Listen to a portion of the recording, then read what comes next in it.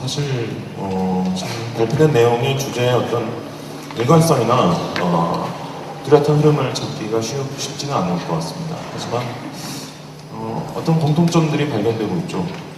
일단 우리 아이들의 어떤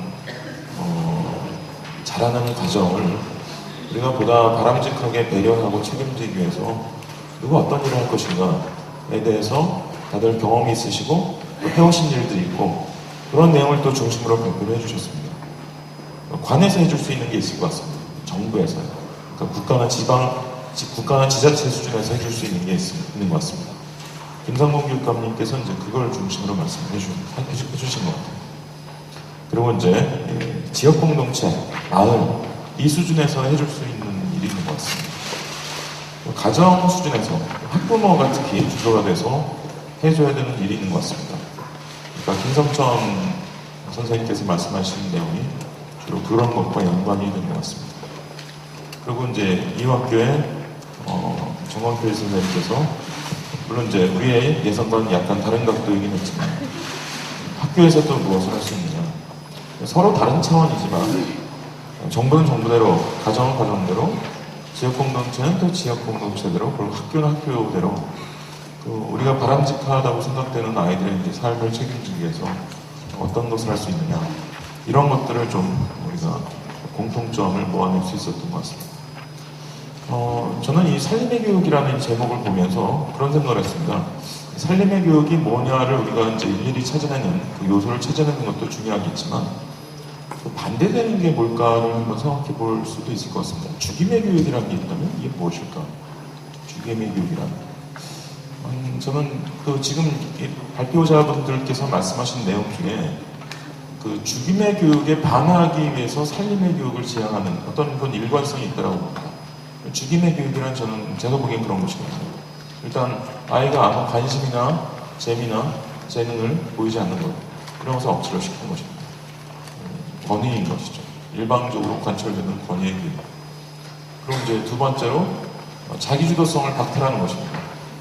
남이 하라는 대로만 이제 하도록 만드는 것이죠. 여기에 대해서 아까 그 정광필 교장 선생님과 김상춘 선생님이 각각 다른 각도에서 말씀해 주신 것 같습니다. 그리고 세 번째가 옆에 아이를 경쟁자로 느끼고 이 아이들을 자꾸 외면하고 제치도록 만드는 이런 교육이죠. 그래서 나 개인이 제일 잘났다. 옆에 아이들을 다 제치고 내가 제일 혼자 잘났습니다라는 것을 이제 증명하도록 만드는 교육. 이런 이 세 가지 정도가 저는 죽음의 교육이 아닐까라는 생각을 하고 그에 반하는 것. 즉 어떻게 하면 우리 아이가 옆에 아이를 제끼고 경계하는 것이 아니라 옆에 아이와 서로 도와가면서 자라는 경험을 하게 할 것이냐. 또 좀 전에 말씀드린 것처럼 어떻게 하면 자기 주도성을 가지고 자기의 어떤 의욕이나 열의를 가지고 뭔가를 할 수 있게 만들 것이냐. 그리고 또 전에 말씀드린 것처럼 어떻게 하면 아이가 좀 더 재미있고 흥미롭고 흥미진진하게 교육과정이라는 것을 밟아 나갈 수 있도록 할 것이냐. 결국 이제 이러한 것이 어떤 살림의 교육의 지향점이 아닌가. 지금 저에게 미리 준비한 게 아니고 이분들이 지금 말씀하시는 내용을 보면서 제가 종합적으로 한 그런 정도의 어떤 공통점을 우리가 발견할 수 있고 그 공통점 되도록이면 좀 재미있게 자기주도적으로 주변 아이들과 협력을 통해서 자라날 수 있는 교육을 받을 수 있는 이것을 위해서 이제 관은 관대로 지역공동체는 지역공동체대로 학교는 학교대로 가정의 학부모는 학부모대로 무엇을 할 수 있는지 이런 것들을 우리가 좀 더 뚜렷하게 좀 공통점을 모아갈 수 있지 않을까 하는 생각을 좀 해봅니다. 저의 이 다소 거칠지만 좀 과감한 어떤 이 정리를 참조하셔서 각각 대표 선수로서 나오십니다. 관 대표, 학교 대표, 지역 공동체 대표는 그건 이제 학부모나 또 가정 대표로서 나오신 것 같습니다. 한 말씀씩 또 여기에 대한 어떤 정리의 말씀을 좀 해주실 것을 제가 제안드립니다. 어느 분부터 좀 말씀해 주실 수 있을까요? 각자의 입장과 배경에서 조금씩 말씀을 해주시면 서로 좀 어우러지는 것이 있을 것 같습니다. 오미숙 이사장님. 먼저 그냥 간단하게 볼 때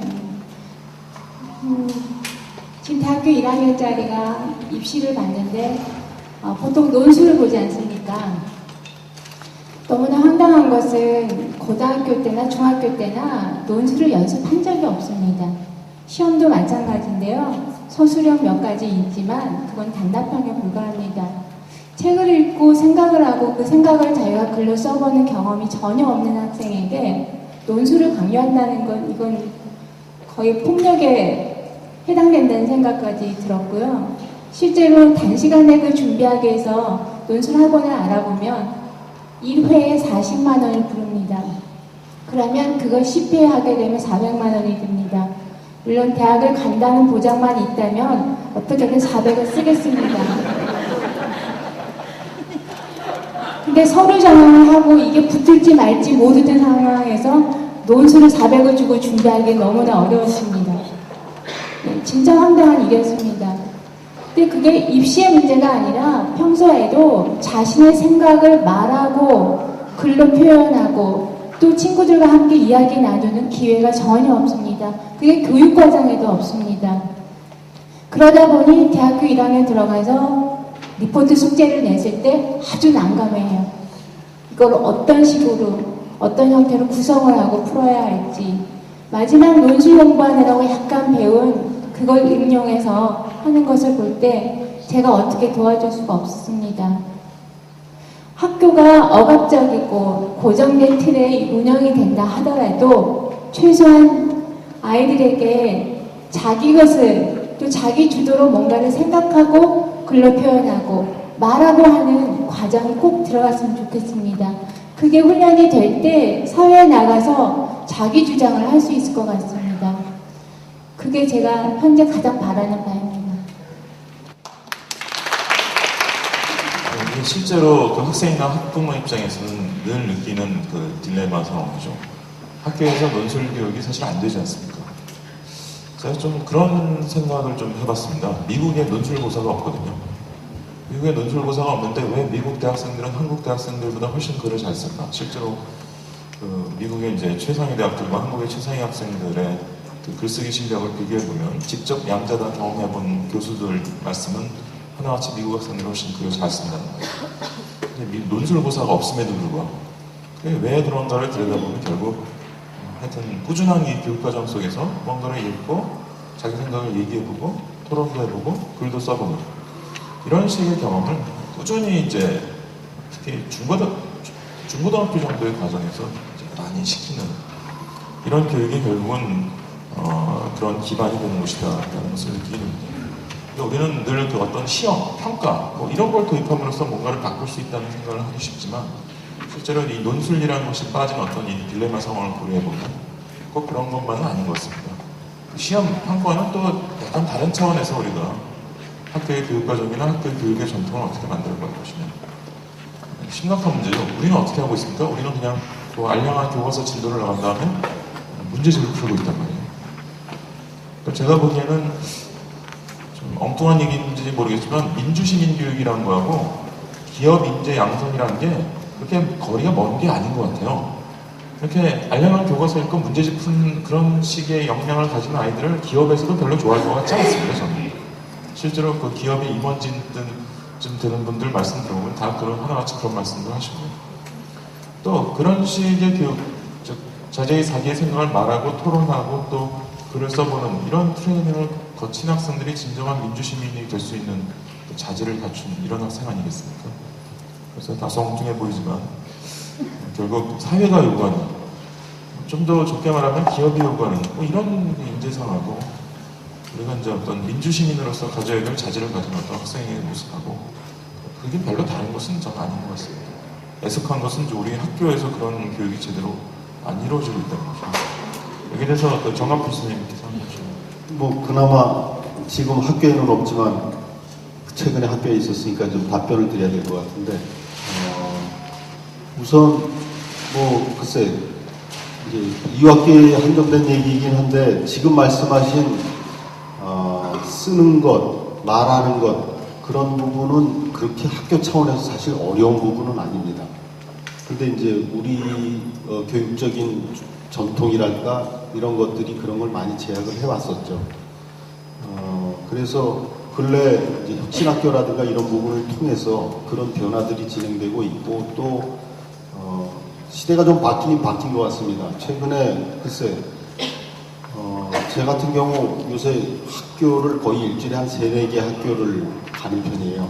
가서 이제 뭐 컨설팅도 있지만 강의도 많이 하고 뭐 여러 얘기들을 많이 하는데 이전에 3-4년 전만 해도 저희의 경험을 가지고 얘기를 하면 반발이 심했어요. 현실적으로 가능한 얘기냐, 이화학교에서나 가능한 얘기 아니냐 이런 얘기 많이 들었었는데 근래에 글쎄 저를 부르는 학교는 그나마 좀 변화가 있는 학교죠.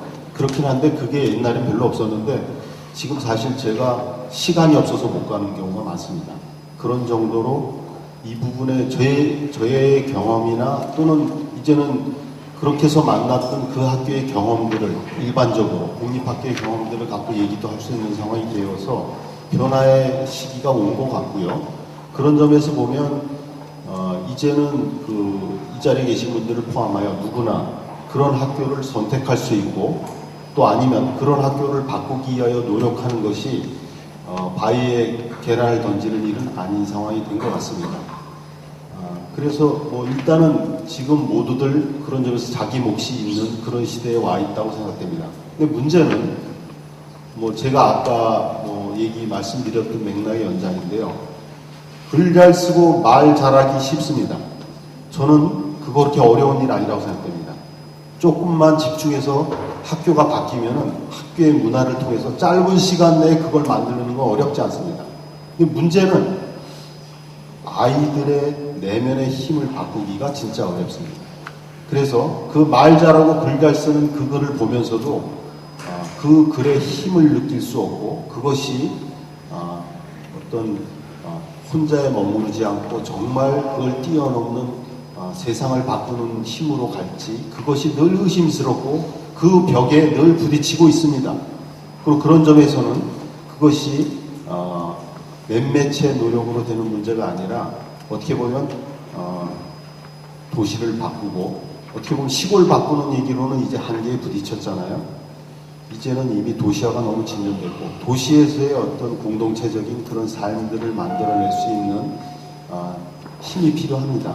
그리고 그런 힘 속에서 아이들을 안온하게 좋은 교육 환경을 만들려고 하기보다는 그 아이들이 도전하게 하고 어려운 조건 속에서 부딪히게 하고 아까 제가 성남 구시가지의 어려운 애들 얘기했지만 그 아이들이 그 조건에서 그대로 살아가면서 남자애들 동네 깍두기로 자라나고 여자애들 길거리로 나서게 되고 그런 거잖아요. 그 아이들이 그 어려운 조건을 딛고 일어서게 하는 것은 쉬운 일은 또 아닙니다. 저절로 되는 일이 없죠.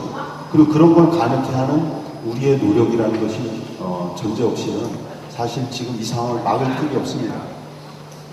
이 자리에 계신 모든 분들이 그런 점에서는 내 몫이 무엇인지 고민해야 될 때인 것 같습니다.